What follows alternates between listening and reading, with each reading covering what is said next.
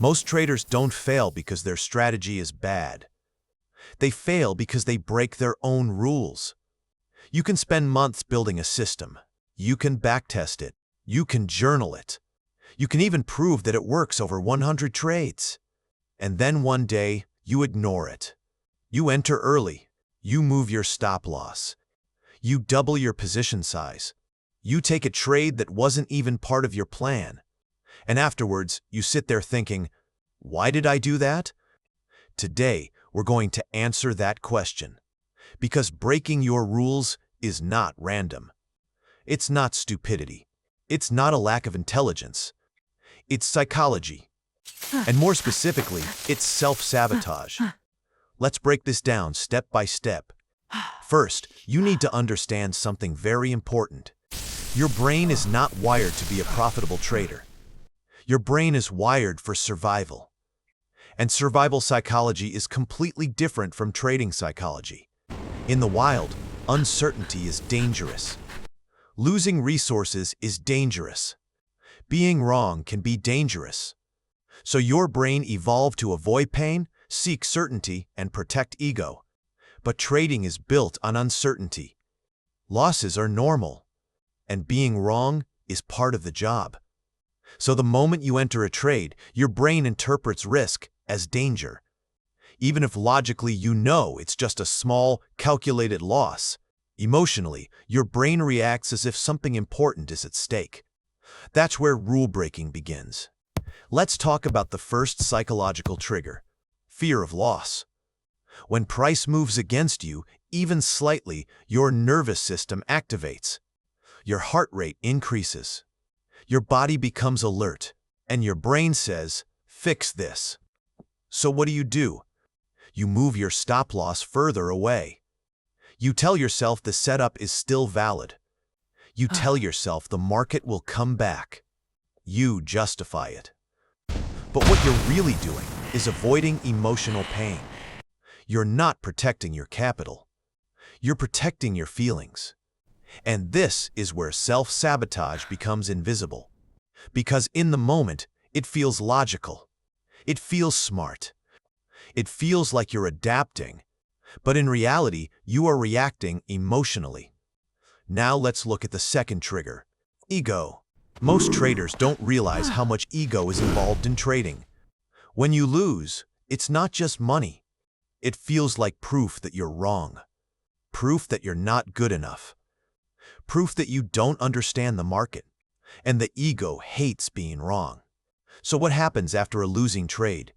You want it back. Not just the money. You want your self-image back. This is revenge trading. It's not about the loss. It's about identity. You take a random setup. You increase size.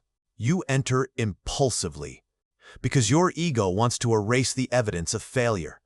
But the market does not care about your ego. And this cycle repeats. Loss. Emotional reaction. Rule break. Bigger loss. More emotional reaction. Now let's talk about something deeper. Why do some traders repeatedly sabotage themselves even when they know better? The answer is internal conflict. On one side, you consciously want to be disciplined. You want consistency. You want long-term growth. On the other side, you subconsciously crave excitement, validation, and fast results. Trading can become a source of stimulation. The quick wins. The quick wins. The dopamine spike. The feeling of being right. And when you trade according to strict rules, it can feel boring. So your subconscious mind creates drama. You break your rule. You take an unnecessary trade. You overtrade, and suddenly you feel alive again. This is extremely dangerous. Because you're no longer trading for profitability. You're trading for emotional stimulation. Let that sink in. If you are bored following your plan, you are at risk. Now here's another powerful reason traders break rules. Lack of true acceptance of risk. Many traders say they accept risk, but they don't. They calculate position size. They define stop loss. They say, "I'm okay with losing this." But emotionally, they are not okay. If you were truly okay with losing, you would not interfere with the trade. You would not move stops. You would not close early out of fear. You would not hesitate to enter valid setups. Real acceptance means this: before you enter the trade, you are completely at peace with the outcome. Win or lose. Most traders never reach that state. So, when the trade goes into drawdown, panic starts, and rules disappear. Let's go even deeper. There is also something called self-worth alignment. If deep down you don't believe you deserve success, you will unconsciously sabotage it. You'll have a few good days. You'll build momentum. You'll get close to a payout or passing a challenge. And then suddenly, you break your rule. You give back profits. You overtrade. You destroy consistency because success feels unfamiliar. And your brain prefers familiar pain over unfamiliar growth. This is why some traders repeat the same mistakes for years. It's not lack of knowledge.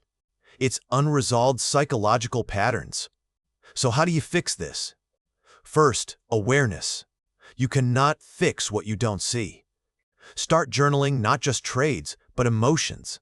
After every rule break, write down, what was I feeling before I entered? Was I bored? Was I frustrated? Was I trying to make money back? Was I trying to prove something? Patterns will emerge. Second, reduce decision frequency. The more decisions you make, the more emotional exposure you create. If you trade once per day with a defined setup, your chances of impulsive behavior drop dramatically. Overtrading multiplies emotional pressure. Less exposure equals more control. Third, pre-commitment. Before the trading session begins, define maximum trades, maximum risk, exact setup criteria. Then treat it like a contract, not a suggestion. A contract. If you break it, there must be consequences. Maybe you stop trading for the day. Maybe you reduce size the next session. Without consequences, your brain learns that rule breaking is acceptable. Fourth, reframe losses. A loss is not failure. A loss is business expense. Professional traders think in probabilities. If your system has a 60% win rate, that means 40% of the time you will lose. That's not a mistake. That's math. When you emotionally react to something that is statistically normal, you create chaos. Fifth, detach identity from outcomes. You are not your last trade. You are not your P&L. You are not your win rate. You are the process you follow. The only thing you control is execution.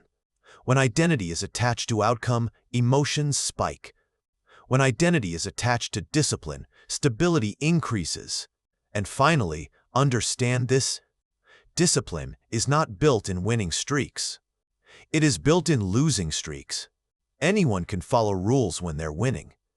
The real test is after 2 losses in a row, after a red day, after a week of drawdown. That's where traders reveal who they really are. If you can sit still after a loss, if you can wait for your setup without forcing anything, if you can accept a red day without revenge trading, you are already ahead of most traders. Self-sabotage is not permanent. It is a pattern, and patterns can be broken, but only if you are brutally honest with yourself. The market is not your enemy. Your impulses are. The strategy is not the problem. Your reactions are. If you master your psychology, your edge multiplies. Because now your system can actually perform the way it was designed to. The goal is not to eliminate emotion. The goal is to prevent emotion from controlling behavior. You will always feel fear. You will always feel frustration. You will always feel excitement. But you don't have to act on them. Professional trading is boring. It is repetitive. It is structured. And it requires emotional maturity. If you keep breaking your rules, stop blaming the strategy. Start studying your mind. Because the real battle in trading is not on the chart, it's inside you. And once you win that battle, consistency becomes possible.